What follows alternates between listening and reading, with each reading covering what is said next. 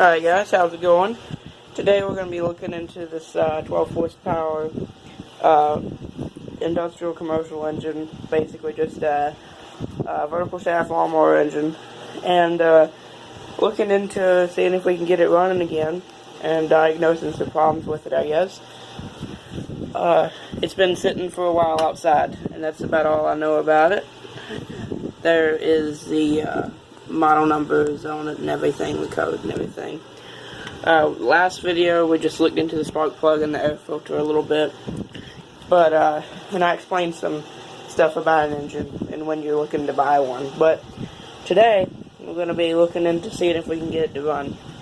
So first off, I wanted to say that I don't know how I didn't know this last time, but this air filter cover is completely the wrong cover. It doesn't, the one that's supposed to be on it should cover that whole thing, and this one doesn't. And you can see this hole's been drilled, and these are the holes that would normally hold it on. So, completely the wrong cover, but that doesn't matter if we're just getting it running. So first, I'm just gonna take this air filter off and clean it out. This is why I look in here. Is there just all this crud everywhere, and I even wiped some of it out already. As you can see, I went ahead and took it off. It's just 2 nuts and a bolt, and I'm glad I did. There was a whole lot of stuff in there, and I picked some of it out of there and from the carburetor. Now, what I can see from here is this here is where your throttle cable hooks up, and it's all working properly. I don't know about the governor, but at least it's moving the throttle like it should, and then it moves the choke open, closed, when it goes all the way. And here's a visual of that up here at the very top. I passed full throttle as choke. So, this is, that's working really good, so that's nice. Now, inside the carburetor, you can't really see a whole lot. It's a little dirty. I'm not sure if it'll work or not, but I have some other carburetors. We'll see what I can do with that. Now, I want to see if I can clean some of this out here too. If there's stuff in there, then it affects the cooling of the engine, and you can overheat your engine. But yeah, so I guess I'm just going to clean that out a little bit, spray out in the carburetor, and then we'll move on to the next thing. Okay, I cleaned that out enough. Now what I'm going to do is we're going to pull this top cover off, because you can tell it doesn't want to rotate, and it might be something stuck in here, either the starter stuck into the flywheel or something jammed in there, something like that. So I've rotated it over before. It takes a lot of force to do it, and it makes some clanking noises right under here. So we're going to pull that off and see what we can find. Okay, well, I just took the cover off. It's just a couple of bolts around the edges. And as you can see, I haven't cleaned any of this. These are all, this whole bunch of what, I guess walnuts? I don't know. A whole bunch of nuts in there. And some dirt and stuff. Clean that out, and hopefully it'll spin over. It will. Let's see. Yep. It spins over now. There's a little bit of rust on the flywheel. So we might can clean that up too. Alright, so I took the cover off and cleaned all that out and everything. It'll be good enough. And then I spun it over to see if we had spark, and we don't. Don't mind the oil on that side. I forgot to put the dipstick tube back in. Before you spin it over, you have to have that back in, or it's going to shoot oil everywhere. So we need to find out why it won't spark. And we have a rusty flywheel, and we also have a rusty coil. So one of them is probably the problem, or one of them is the problem. So, but first, I want to make sure, because we have this wire here that grounds, so it could be the coil, but the coil might just be not working because the wire is grounding out. So basically all I'm going to do is just cut this wire because the wiring harness is already all messed up anyway. So I'm just going to cut it and then see if we have spark. Okay, so I went through and took off the coil and cleaned it up and put on this light, and now we have spark. So that's good. We're good to go for that. And I guess next I'll just put this cover back on and we'll move on to the next thing. Alright, now everything's back together. So next step I think is going to be draining the oil and putting some new oil in it, so because I don't want to turn it over anymore without it. And then we'll move on to starter and cutoff switch, so and maybe we can run this thing. Alright, draining the oil right now.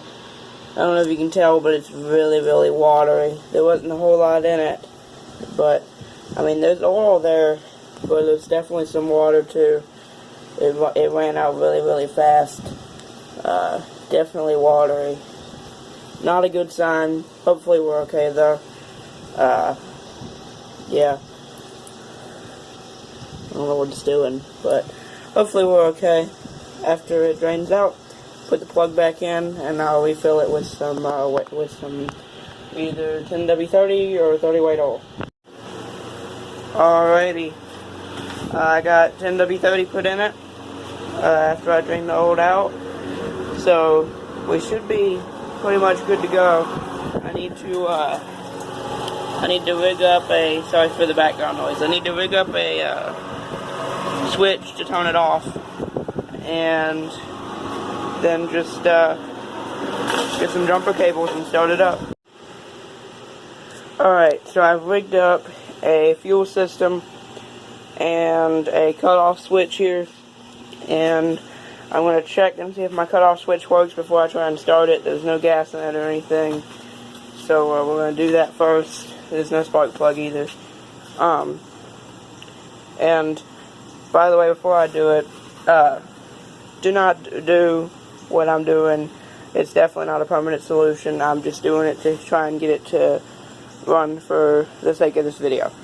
So I'm going to jumper cable from the negative post to ground somewhere on the engine, and then positive post, and tap it against this wire on the starter here, and that'll crank it over, hopefully, if the starter's good. So once again, don't do what I'm doing, but I'm not going to show you this. I'm just testing out the switch, but after that I will get you on a tripod and we can try and start it up. Alright, we're ready to go. I've got everything hooked up.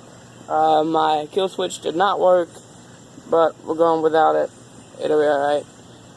So all that's left is start it up.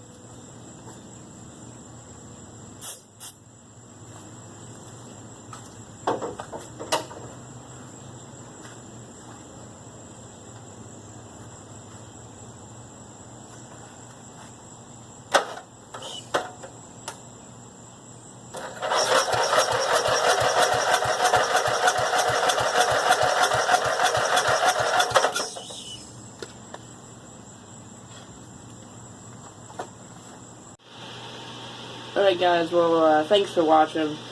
As you can see, it just did not want to run. I kept cranking and cranking on it. I'm sure that starter just wore out, but I guess we got carburetor issues. I knew it was probably going to bite me in the butt that I didn't mess with the carburetor, but that's okay. Looks like we're going to have another video of this motor, and hopefully we can get it fired up then. I think it was just flooding out too much. It wouldn't run. I tried starter fluid and stuff, but it was just too much gas. It wasn't too lean, it was too rich, so I wasn't doing anything. But, yeah, so, hope you guys enjoyed this video. Sorry I didn't get it to run, but, I figured this video is probably getting kind of long and don't want to bore you guys. So, next video maybe, video after that, I don't know. Hopefully we'll be, fixing this thing and it'll finally run for us. So, thank you for watching, and I'll see you next time.